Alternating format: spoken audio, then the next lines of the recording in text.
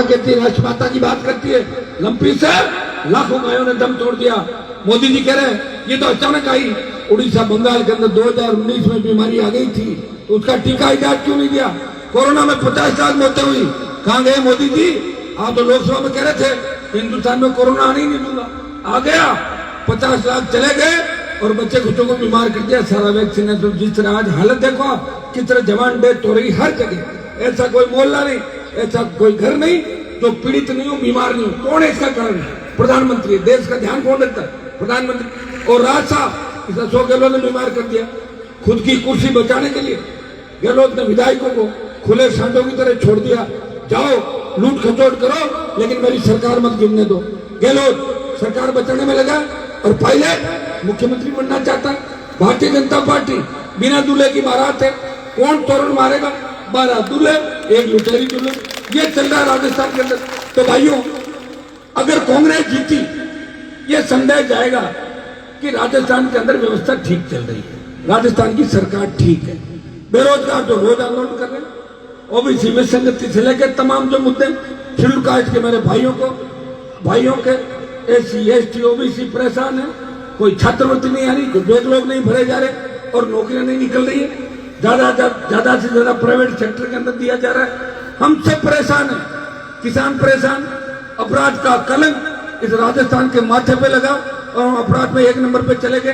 कांग्रेस जीती तो ये संदेह जाएगा कि राजस्थान की जनता कांग्रेस पार्टी से खुश है, और बीजेपी जीती तो संदेह जाएगा बिना मांगे वोट दे रहे हो, और आरएलपी जीती तो संदेह जाएगा अब परिवर्तन का मन राजस्थान के जवानों ने बना लिया है, और परिवर्तन का मन राजस्थान के सर्व समाज और किसानों ने बना लिया है। और अब 23 की सत्ता पे राजस्थान का जवान और किसान कब्जा करेगा। मांगने से कोई सत्ता नहीं देता, सत्ता छीननी पड़ती है, और राजस्थान का जवान इस राजस्थान की सत्ता को छीनने के लिए निकल पड़ा है, अपने हक और अधिकार की मांग कर रहा है। भाइयों, आज अंबेडकर साहब की मूर्ति के लिए, बाबा साहब की मूर्ति के लिए बार बार आवाज उठी सरदार शेर के। मैं आपको भरोसा दिलाता हूं कि एमपी अपने दूसरे इलाके में भी 20% पैसा दे सकता है, तो मैं बाबा साहब की मूर्ति जगह चिन्हित कराने वाली थी, मैं मेरे एमपी कोटे से बाबा साहब की बढ़िया मूर्ति सरदार शेर के अंदर लगवा दूंगा। ज्योतिबा फुले का भी तय कर लें, और हमारे जो भी लोक देवता है उनका भी आप तय कर लें। और रही अम्बेडकर छात्रावास की जो जमीन भवनलाल जी ने बेच के पूनिया पूजा बांट दिए थे, उसका भी मैं आपको बता दूं कि वहां भी नाइक समाज, मेघवाल समाज, बावरी समाज, रेगर समाज, खटीक समाज, वाल्मीकि समाज, तमाम समाजों के लिए, शेड्यूल कास्ट के मेरे भाइयों के लिए एक नए छात्रावास का निर्माण सरदार शहर के अंदर उच्च स्तरीय नया हाईटेक छात्रावास का निर्माण आपके लिए करा देंगे। सरदार शहर में 132 के नए जीएसएट बनाएंगे, और प्रत्येक 2 पंचायत के बीच, अभी मैं एक दिन में नहीं कहूँ सारा हो जाएगा, लेकिन मैं विश्वास दिलाता हूँ आपने अगर जीता दिया तो हर जगह 33 के जीएसएट और 2 नए 132 के जीएसएट बनाएंगे। और नहीं भी जीते तो भी जीएसएट की कमी नहीं रहने दूंगा। मैं एक दिन आऊंगा और फसल बीमा का जितना भी पैसा क्लेम बकाया है, जहाँ फर्जीवाड़ा हुआ, प्रीमियम ले लिया, बीमा नहीं दिया, मैं आज एक दिन आऊंगा सरदार शहर में, 4 घंटे बैठूंगा और तमाम विधानसभा क्षेत्र के किसानों का पूरा क्लेम दिला दूंगा।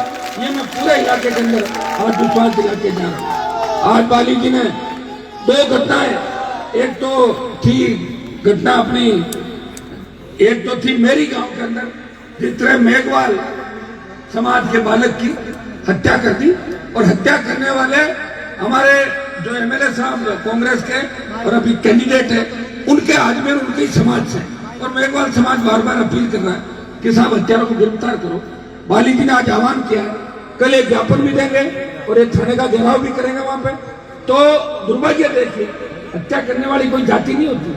अगर हत्या हुई है, मैं ये नहीं कहता कि हत्या में किसी को भी गिरफ्तार करके अंदर डाल दो, 302 में किसी को गलत नहीं डाला जाता, लेकिन परिवार आरोप लगा रहा है तो उसकी सत्यता की जांच होनी चाहिए।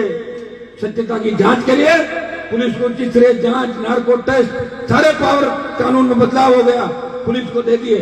तो बाली जी, मैं आपको आश्वस्त करता हूँ, आप लोग इस परिवार को लेके कल बात करें, मैं इस मामले में आपको न्याय दिलाऊंगा, ये मैं भरोसा दिलाता हूँ मेघवाल समाज को। और दूसरा, हमारा जो गांव है तारानगर के अंदर, भामासी के अंदर, जिस तरह मेघवाल समाज के बच्चों के साथ मारपीट हुई, उसके अंदर गिरफ्तारियां नहीं हुई, उसके अंदर भी गिरफ्तारियां करें। और तमाम चूरू जिले के अंदर जो दलितों पर अत्याचार हो रहे हैं, अल्पसंख्यकों पर अत्याचार हो रहे हैं, और पूरे राजस्थान के अंदर जिस तरह दलित उत्पीड़न की घटना जालौर में, किस तरह एक 8 साल के बच्चे को मटकी के हाथ लगाने के कारण पीटा, मारा, उसकी डेथ हो गई। कहाँ राजस्थान सुरक्षित है आप बताओ। यहाँ तो भेड़ी हो गए लोग, बच्चों को नहीं छोड़ते, बच्चों को नहीं छोड़ते, गरीब पढ़ने वाले क्या दया भावना कहाँ चली गई लोगों की। एक जमाना होता था कि अपन गांव के अंदर बालक कोई दूसरे मोहल्ले में चला जाता, उसको सम्मान से छोड़ के जाते थे। और एक जमाना था कि गांव का कोई व्यक्ति किसी भी जाति का जब दूसरे गांव अपनी बच्ची को जाता था ससुराल से पीर लाने, तो बगल में बैठा दूसरे समाज का कहता था, अरे तू भी गांव जाओ तो मारली बेटी भी गांव है, बिना भी आप तो शादी नहीं की। कितना बड़ा विश्वास था लोगों का। अब कहां गया विश्वास? किसने खत्म किया विश्वास? किसने बढ़ाया अपराध? कौन लाया भ्रष्टाचार? किसने राजस्थान को बर्बाद किया? गहलोत, वसुंधरा, कांग्रेस, भाजपा। हम तो सरकार में थे नहीं। और मेरे वहां तो देख लो आप इलाके के अंदर जाके, अगर अपराध, मैं ये तो नहीं कहता कि अपराध बंद हो गए, ये तो बंद जब भी हो सकता जब सरकार बने, लेकिन अपराध करने से पहले 1000 बार सोचता कोई भी कि इलाका किसका है, और 24 घंटे से ज्यादा नहीं लगता, गिरफ्त में होता है और दोबारा उस जिले की सीमा से भी नहीं निकलते। भाई इस अपराधियों से लड़ते हुए राजस्थान में अगर किसी नेता को आपने देखा, बड़े बड़े नेताओं को जिन्होंने अपराध किया, बड़े बड़े मंत्रियों को जिन्होंने अपराध में कारित थे, उनको अगर उनको उनकी औकात दिखाई, सलाखों के पीछे डलवाया। और आज भी गहलोत सरकार के, गहलोत के करीबी मंत्री, चाहे महेश जोशी हो, चाहे नामा का एमएलए हो, चाहे मेरे समाज के विधायक जो गुंडागर्दी के अंदर थे, नामा का विधायक वहां गया और जाके पूरे दिन बैठा रहा 3 दिन, और उसके परिवार को, जिन्होंने किसान के बेटे की, मेरे समाज के एक बेटे की हत्या की थी, पूरे परिवार को सलाखों के पीछे डलवाया। आप सोशल मीडिया के माध्यम से देखते हो।